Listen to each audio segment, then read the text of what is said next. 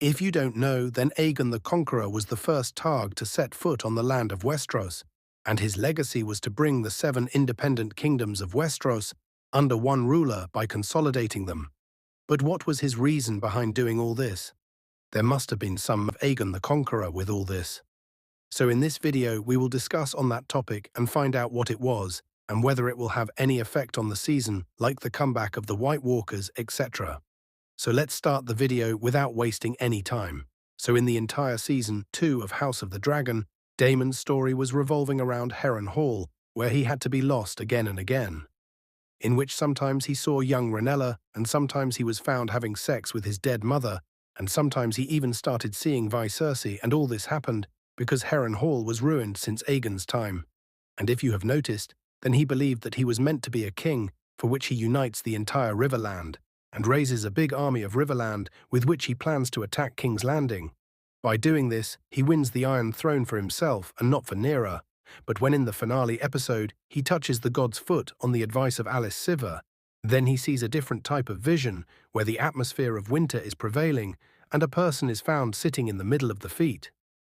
The identity of that person is not revealed, but by looking at the mark on his cheek, we come to know that he is none other than Brandon Rivers, who is also known as Bloodraven. He is the brother-son of Aegon Foth, who is going to be born 45 years after the Dance of Dragons. And as the raven comes out from the part of his cheek, then definitely this person is the three-eyed raven whom we also saw in Game of Thrones, that he mentors Brainstar, and there were 2 reasons for showing this in Daemon's vision. Firstly, he is connected to the god Sur, and secondly, as we saw in Game of Thrones, he is carrying the memory of the world which the Night King wanted to erase forever. So maybe he wanted to alert that the White Walkers and the army of the dead are marching towards the north, which we also get to see that the White Walker and his first army are marching, who are coming to destroy humanity. But the White Walker on the front, I don't think he was the Night King, because in Game of Thrones we saw that the physical appearance of the Night King was quite... What was different was that after that we see some dead dragons, which is possibly none other than Crax, Daemon's dragon. And then Daemon is also seen falling in the water, which I guess is a vision of the event, where Daemon and Aemon fight each other on the Gad Sar, where Daemon kills Aemon and Vigar Crax kills each other just to play his part, which makes Daemon realize that he was not meant to be a king. It was never written in his fate to be a king.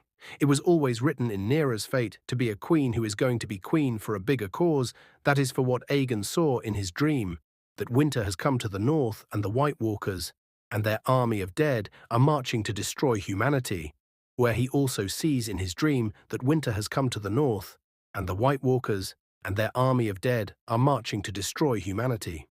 We see that from her blood, a prince will be born who will unite the entire realm and stand against the White Walkers and the dead army. That is why it is important for Rhaenyra to become queen, because from her blood only that prince will be born. The prince that was promised, by the way. There is no specific gender for saying prince in Valyria. It may be prince and princess. After this, we see one of the 3 dragons whom Rhaenyra sends with Rhaena in the 3rd episode itself, which is going to be the future of the House of the Dragon, and they are seen burning in a fire. Next to this, we see a naked woman with 3 baby dragons, who is none other than the mother of...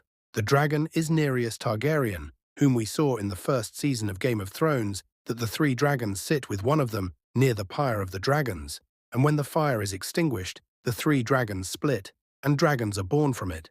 So according to Aegon, the Conqueror's dream is the prince who was promised, Rhaenyra Targaryen. So see, the answer is objective. Some people believe that the prince that was promised was Arya Stark, because she killed the Night King.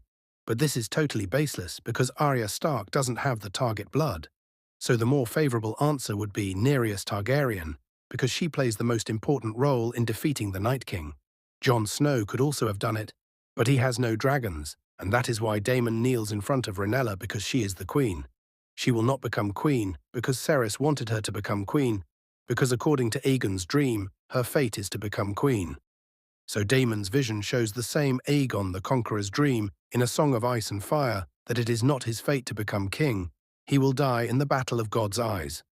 In reality, Rhaenyra's fate is to become queen, so that the prince that was promised can be born, and she can defeat the army of White Walkers. And that is why Aegon, also due to this dream, beats the Westeros, saying that if they do not unite like this, then I will beat them and unite them. Rest, you know the history. Well, here is how you liked the explanation. Do tell me in the comment section. If you liked this video, you can like the video.